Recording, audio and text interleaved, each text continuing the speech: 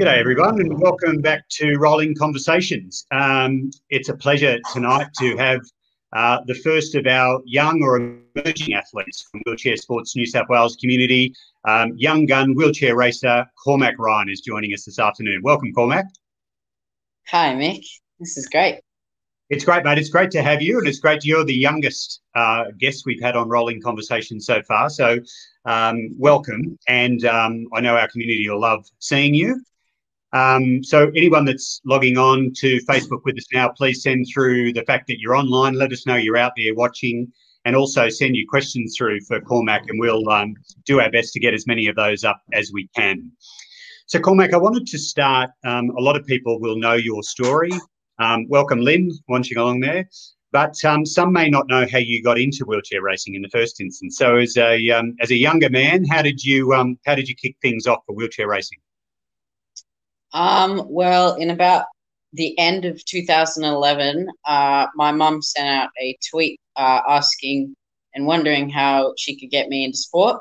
And Kurt Fernley, the famous wheelchair racer, Paralympian, replied to her tweet and said, why don't you come down to Olympic Park to have a try in some chairs for a first time. So we went down there a couple of days later and I tried it in loose chair and I got out after about 2 hours. Yeah, right. So I had a great time. Sounds like you fell in love with the sport then. And you and Kurt continued a great friendship, and a big part of that friendship has been the Balmoral Burn, hasn't it? That the extraordinary event, I think, started by Phil Kearns over there in Mossman, climbing that incredible hill out of Balmoral. Can you tell us what your experience has been like? You've done that race a number of times now, many times, both as a young man and then more recently you've completed it on your own. Yeah, so I got into that from a recommendation from a couple of other racers to try it out.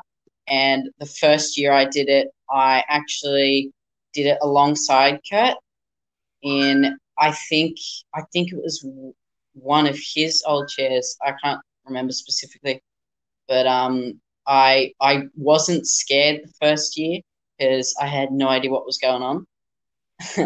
But as I've done it, I've grown like physically and mentally. So I've started to put a bit more effort and take it more seriously. Yeah, it's a great day and it's really enjoyable. For those that haven't seen it, it's an extraordinary hill, isn't it, in terms of the gradients?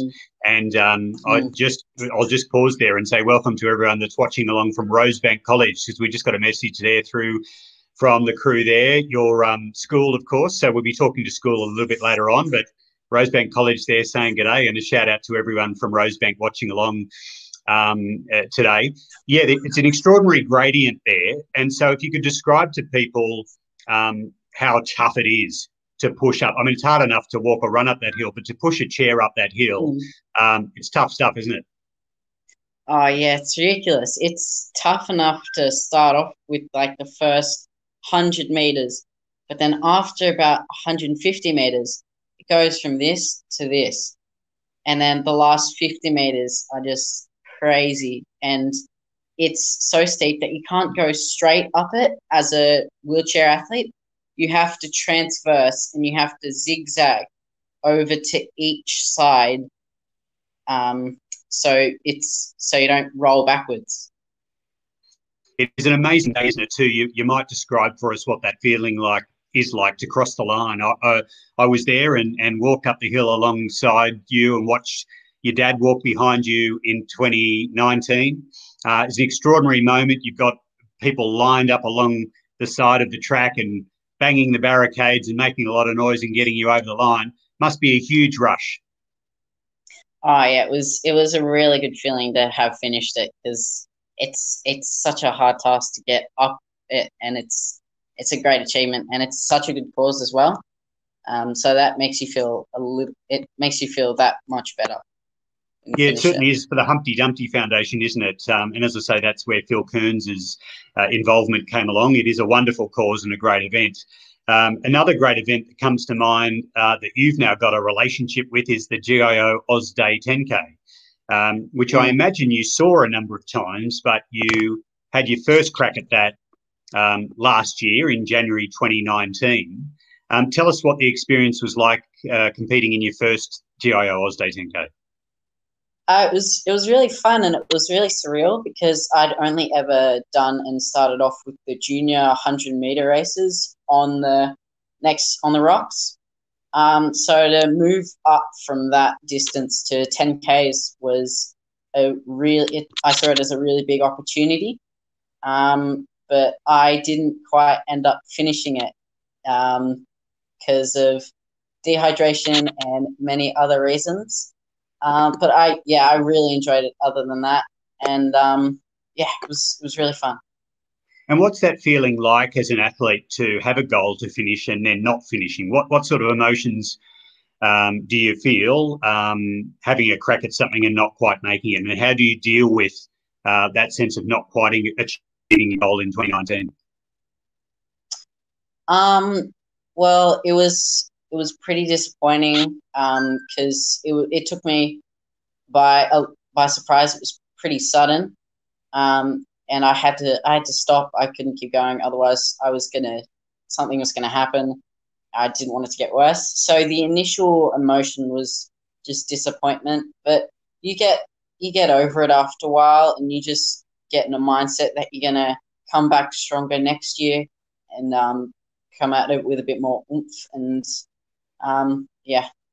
so I dealt with it. And the great news is, in 2020 at the GIO Oz Day 10K, you did exactly that. Tell us about your experience, your second time round this year, where you absolutely smashed it. It felt so much better to finish it because it was just one thing off the checklist as a first Oz Day 10K. It felt good to be there with the other racers, knowing that they were doing the same thing as you and trying to achieve the same thing. And to have finished that with them, behind them, most of them, was great because I was really proud of myself, and it was good to be there with all of them. Yeah, we were very proud of you too. And so tell us then, Cormac, for those of us who are following your career, and there's many in our community doing that, you got a great deal of friends, both your age and also younger and older, who are really interested in where you're heading. What goals do you have for wheelchair racing? What would you like to achieve in your sport? The main goal for me ever since I started was mainly to get into a Paralympics as soon as possible, and then from there to achieve and to get as many gold medals and to participate in as many things as possible, whether it be marathons or just Commonwealth Games or Paralympics. So I'm like, the initial dream and goal now is to get to 2024 in Paris. That'd be great. And do you have an idea of distance? Where do you think you'd be best suited? Are you better over the shorter distances, or are you a marathon man? What do you think your distances will be?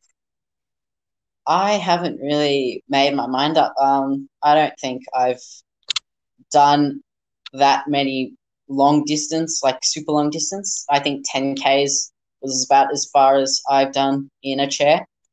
But right now, I think I'm more of a short distance person, like a sprints. So probably somewhere between the 200 meter and the 400 meter, I'll be well suited. Yeah, right. So we've got Trish Ryan from Orange watching on, and g'day to Trish and a whole bunch of people, which is fantastic to see all these great messages coming through from our community and people from outside our community. I'm also interested, Cormac, in other sports. So we've spoken about wheelchair racing. Of course, that's your great passion, but we got you in a wheelchair rugby chair, which is one of the sports that Wheelchair Sports New South Wales runs more recently. How'd you enjoy that? It was really good because the last sport that I played that wasn't athletics was basketball. So it was really good to be in another chair in amongst a different group of people in a different sports setting. It was really fun. It's pretty rough, but it's fast and it's very intense. I love it. It's It is. just my type of game. It's a ripper sport, isn't it? Hey, and we're going to ask some questions through shortly. But before that, we've actually got a video question, which is some innovation here from Wheelchair Sports New South Wales and Rolling Conversations. So most of the time we get the questions through and we post them on, but we've got someone calling in to ask you a question there. Hi, Lou. What do you know? Hey, Lou, you're on mute. Can't hear you. I'm unmuted now. G'day, welcome, Louise Savage. Do you miss me, Cormac? Do you miss me Saturday mornings? Come on. Yeah, I keep hearing the cheers in my head when I'm cooling down to go faster. Like not to push like a snail during cool down? Yeah, and both hands. Both hands, cool. You were saying how you thought you might be a sprinter on the track. What do you think, like an 800 maybe? What do you reckon? 800 has definitely been one of my most one of the events that I've improved most in over a certain amount of years. But I'm not sure whether it's the event that I will do best in later on. Well, we've got a bit of time to work that out, I suppose. Yeah. So right now I'm kind of thinking more the 200, 400. Okay. Hey, Lou, what characteristics are you seeing in Cormac as a young athlete? Obviously, you've seen so many athletes come through your training group on a Saturday morning. What do you think stands out about Cormac, either physically or mentally? You know, how would you characterise him as a young man and as a young athlete?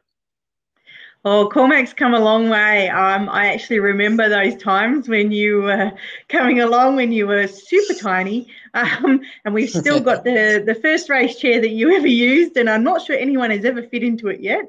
But you've been through a couple of our race chairs and you've grown heaps, which has been fantastic. And you're now in a green one, I think Brad used. But yes, come such a long way. He's a great little pusher. It's always a joy to have him at training and give him a hard time as well.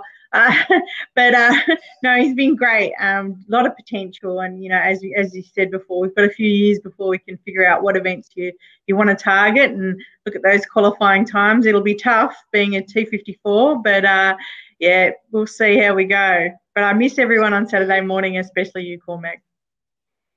Thanks, Lou. Very nice. Hey, Cormac, before Lou leaves us, any commentary on Louise as a coach? You've observed her over a number of years. Can you give us a sense for those who aren't a part of that group on a Saturday morning? What does it mean to be coached by Louise Savage, and what type of coach is she? Oh, Louise is a great coach because to be able to get advice from, to be able to get advice and to be coached by someone of her level and her expertise is amazing. She's definitely helped a lot of us in terms of our technique and how to be as a person to cope with certain situations. She's great. And she's definitely inspiring. Thank you so much, Cormac. You will definitely not have to do so many reps next time I see you at the track. Awesome. Thank you. Nice. But I'll probably still yell at you. Fair enough. Hey, Lou, thanks for being our first surprise guest on Rolling Conversations. It was great to see you. Thank you. Thanks for having me. Cheers. Bye, Lou. Bye. There you go, Cormac. So, Supercoach Louise Savage dialing in for our first surprise question. So for the others, please let us know if you've got some questions for Cormac. Cormac, I also wanted to ask you about school. So you come from a fine family, and I've met all your sisters and your mum and dad, and they're really great people and really important members of our community at Wheelchair Sports New South Wales as well. You must have, and I'm sure they've spoken to you about a balance of sport and study and all of the other aspects to your life. So interested about your approach to school. What are you enjoying? What aren't you enjoying about school? And what do you think your plans are from a subject point of view? The balance is definitely crucial. It will be if I want to take my sporting to a different level in the future. I'm going to have to sort stuff out, get my priorities right. But right now, I'm doing all right in terms of balance and getting my time after school and before school to study and to train. But yeah, so that's all right. What's your worst subject? Academically, it's probably maths. Okay.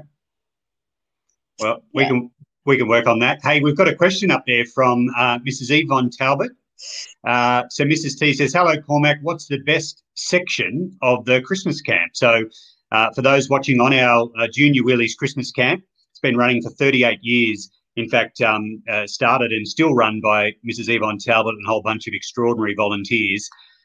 So in response to Mrs. T, Cormac, what's the best section of the Junior Wheelies Christmas camp? Probably Mrs. T, getting to see you and getting to hang out with all of the other athletes. And we usually stay out of our cabins late to play tips. We've done that every year since I've been there.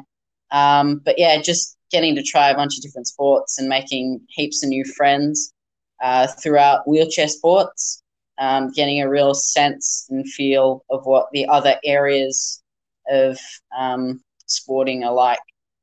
So yeah, that's probably my favorite part of it. And just quickly, Cormac, I'd be interested too, for a lot of young people that attend the camp, it's perhaps the first time they've spent a night away from their families as well. It appears as though the camp is much more than just about sport. It's in fact a bit about independence and that experience of sort of trying to find your own way too. Is that fair? Yeah, that's definitely fair because I've had most of my years where I've had to stay with mum or dad because I've been too little or too incapable to take care of myself. But these last couple of years have definitely taught me to be more independent. And I stayed overnight, I think it was 2018 as my first year. So that was pretty fun. And then I just got a feel for caring for myself and being more independent. So that's definitely a crucial part of it as well.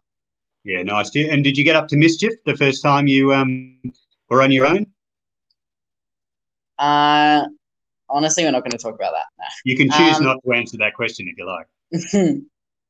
No, the only mischief I got up to was probably staying up a little bit too late. Good answer. Good answer. We know Mrs. T would be all over you anyway if you were up to mischief.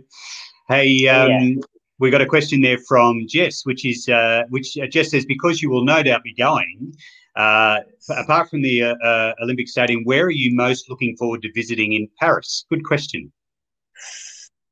I don't know. The Eiffel Tower, and I forgot what it's called, but there's like glass pyramids in amongst a bunch of different buildings, and I don't know what that's called. The Louvre. There you go. Nice. Yeah, the Louvre. Okay. So that'll definitely be cool. Good one. Hey, keep the questions coming. Everyone watching on for a moment, we love to see your questions. And for Cormac, Dennis Devereaux, I am going to get you might be able to help me there, a helmet and... Be like Luke. Be like Luke and Cormac moustache. Cormac, do you have any other hints on how I can beat you at the next road race? It definitely won't be hard, Dennis. I reckon stay behind me, or you probably won't. Probably just gun it and stay in front of me as long as you can. Draft me, and then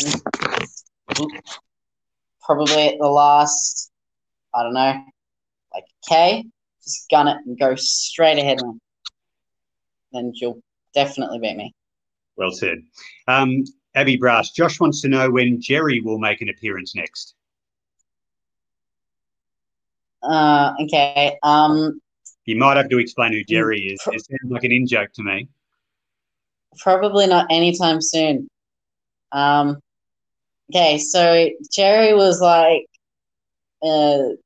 because I always used to make Vegemite and butter sandwiches, and I just decided to make a name for one, and I made one sandwich and I kept it.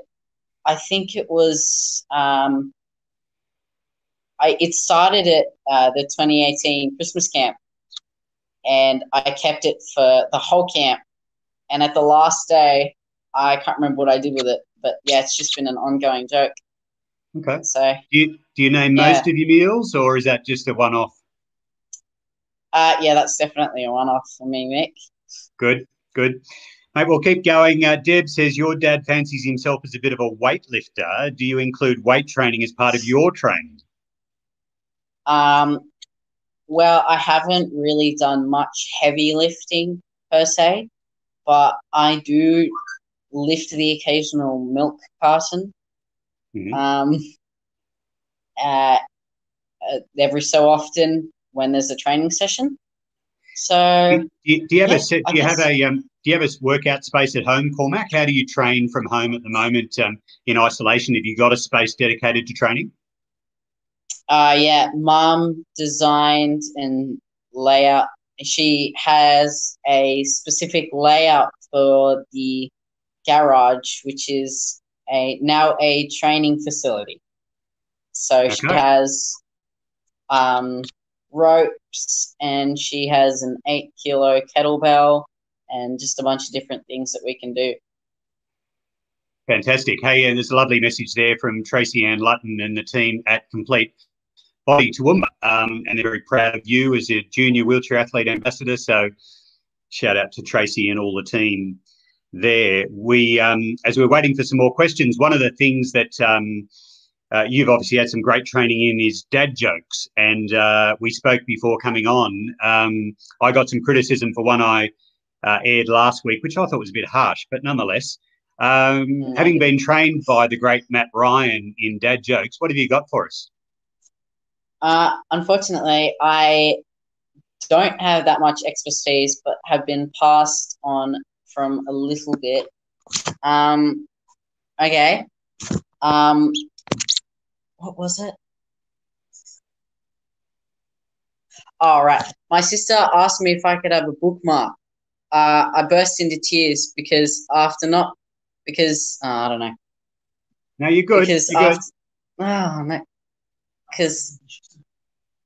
Because after 13 years, she still doesn't know that my name's Cormac. Nice. You're right. That's got your dad written all over it. That was terrible. Yeah, no, that's good. I mean, you know, we all got our faults. Dennis Devereaux there sledging me about not knowing what hashtag means, which I think is fair. Dennis, thank you for that. Well played. Yeah. David asks, do you have any special talents outside of wheelchair racing? Oh, yeah, a little bit. I do I can do a couple of weird tongue tricks. I play clarinet a little bit. Oh dear, I was about to ask. I wasn't sure I wanted to ask, but there you go. Yeah, lovely. Yeah. You got anything else? No, not really. No, okay. And have you got the clarinet handy, or is that not something you just pick up and have a crack at? No, I have to set it up. That usually takes me a while. Sure. What sort of music are you into, Cormac? What do you like?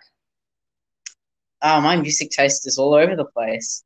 Mm. Mainly goth and heavy metal right now. Okay. So not everyone's cup of tea, but I don't mind it. It's pretty good. So Slipknot. Slipknot, love them. Yeah, we're very similar there. John Denver or Neil Diamond? Not so much? No. Okay, good. Andrew Docking says, have you considered a profession as a sports commentator, Cormac? You're a natural. In fact, that's from Elizabeth. Sports commentary in your future?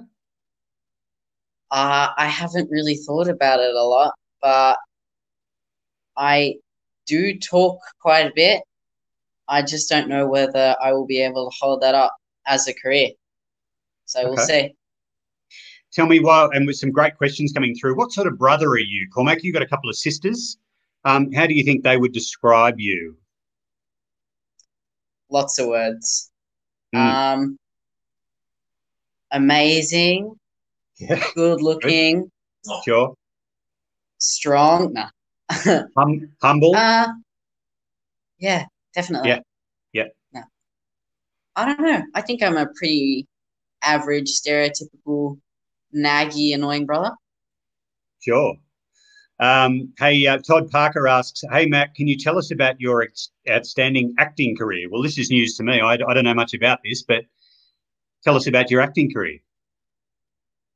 It I sounds don't like it know might what be you news to mean, you too. Todd.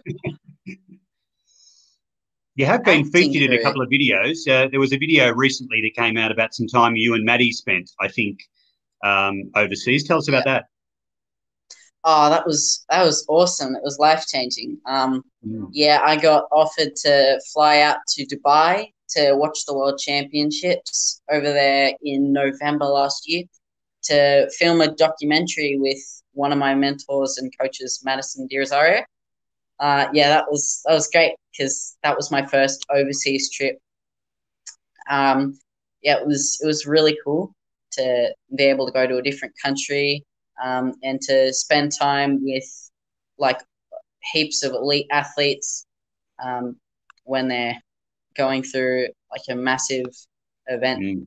of training, and yeah, it was Yeah, great. what an experience. Hey, James Espy here says, "Hi, Comac, what's your dream job?" In brackets, Coco. My dream job. It used to be zookeeper. Okay. Uh, um, I was thinking about being a negotiator. That was brought up a couple of times in the last month or so. Okay. So yeah, probably a negotiator. Sure. Are you a negotiator in your family? Are you a peacemaker, or is it someone, or are you the antagonist? No, honestly, I just try to stay out of things as best as possible. Oh, you might be a good negotiator then. Now, Brendan Talbot says a future roadshow presenter, I think. You speak brilliantly. So Brendan's on the board of Wheelchair Sports New South Wales, of course, and he's talking about the roadshow that we take into schools to help with education for young people about road safety and other things. What do you think, Cormac? Roadshow presenter at some stage? Yeah, thanks, BT. Thanks for the recommendation. That'd be good. Yeah, that'd be Yeah, awesome. good. Cormac, you mentioned some of your heroes within wheelchair sport. Have you got any heroes outside of wheelchair sport? Like, obviously, you're a Bunny supporter, which you probably wouldn't have any heroes there. But are there any other heroes Uh-huh. outside of South Sydney, perhaps? Uh, Definitely. Michael Clark is definitely one of them. Um, who else? Who else? Who else? Who else?